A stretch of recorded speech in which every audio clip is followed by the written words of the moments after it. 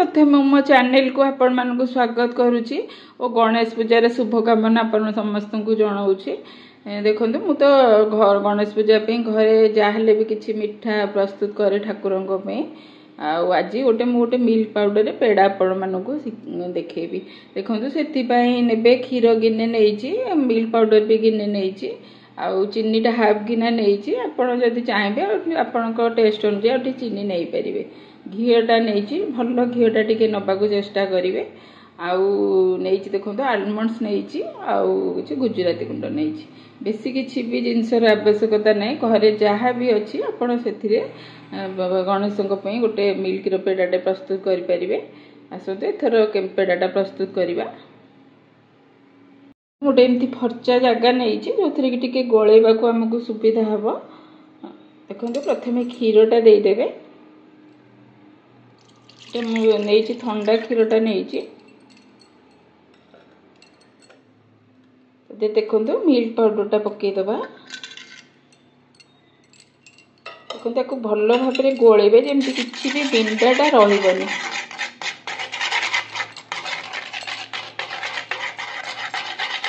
भल माने गोलेबे जेपर्यंत बिंदाटा पूरा मेल्ट कर किसी भी जमी बिंदाटा रही यहीपरि भाव में गोलेबे जमी किसी भी बिंदा रही जहाँ भी टिके टिके रही आम गैसटा ऑन कर गरम होला बेले गोटा मेल्ट हो आसते एथर गैसटा को देदेबा। मुझे एमती लगातार भाव में गोलेबा जमी तले लगी तले एमती बिंडा भाया बसबनी।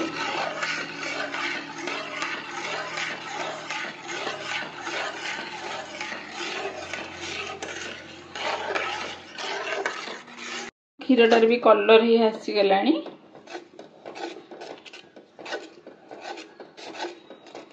आम एथर चीनीटा पकई नवा घीटा देदबा।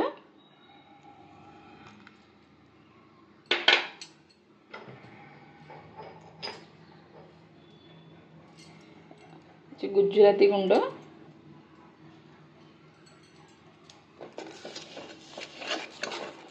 क्षीरटा को एपरी भाव में गोलेबा जमी पूरा जंतनी भाया से बिंडा जमी किसी न रुए से टिके देखिए।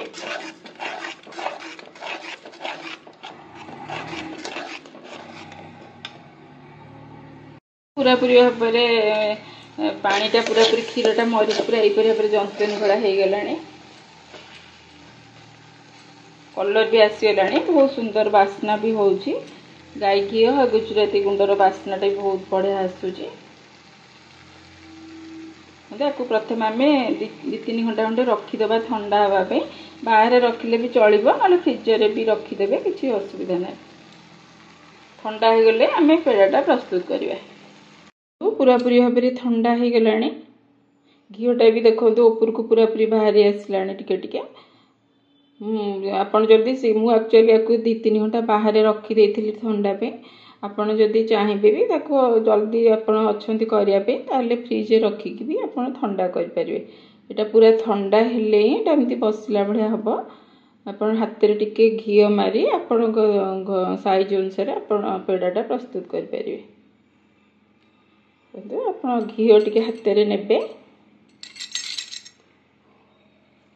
देखिए आप धरिकी जो आपण साइज अनुसार आप पेड़ाटा को प्रस्तुत करें। गोल गोल करी पूरा चिकन करी आगो गोल गुड़ करदे को जहाँ भी आप जो अनुसार केसर लगे पारे पास्ता काजू जहाँ भी आप लगे आपण साइज अनुसार पेड़ाटा प्रस्तुत करें। पेड़ा पूरा पूरी भाव में प्रस्तुत हो जाए मु छोट बड़ विभिन्न साइज पेड़ाटा को प्रस्तुत करी। आपण मैंने यही प्रणाली रे ठीक भाव में करंतु माने पेड़ाटा बहुत भल भी हम बहुत टेस्ट भी आसीबो। यही क्षीर आ मिल्क पाउडर आप मोदकटा भी गणेश प्रस्तुत करें बहुत भल भी हम। मोर तो पेड़ा बनइबार थिला पेड़ा ठाकुर पाखे एथर भोग करार इच्छा है तेणु मु पेड़ाटा ही बनई ଆପଣ ଏଇଥିରେ ବି ମୋଦକ ବି କରିପାରିବେ। ଏଇ ମିଲ୍କ ପାଉଡ଼ର ବର୍ଫି ବି କରିପାରିବେ। ଗଣେଶ ପୂଜା ତ କାଲି ଅଛି, ମୁଁ ତାକୁ ପୂର୍ବ ଦିନରୁ ବନେଇଛି। ମୁଁ ଟିକେ ଫ୍ରିଜ୍ରେ ୟାକୁ ସେଟିଂ ପାଇଁ ରଖିଦେବି। ଆପଣ ଯଦି ସେଇଟା ମିଲ୍କ ପାଉଡ଼ର ଆଉ କ୍ଷୀରର ଯେଉଁ ମେୱାଟାକୁ ଯଦି ଫ୍ରିଜ୍ରେ ରଖିକି ବି କରିବେ ଆଉ ଟିକେ ଭଲ ସେଟିଂ ଆସିବ। ମୁଁ ତ ଗଢ଼ି ଦେଇଛି, ଏଇନା ମୁଁ ଫ୍ରିଜ୍ରେ ରଖିଦେବି ତାକୁ ଗୋଟେ 2-4 ଘଣ୍ଟା ପାଇଁ।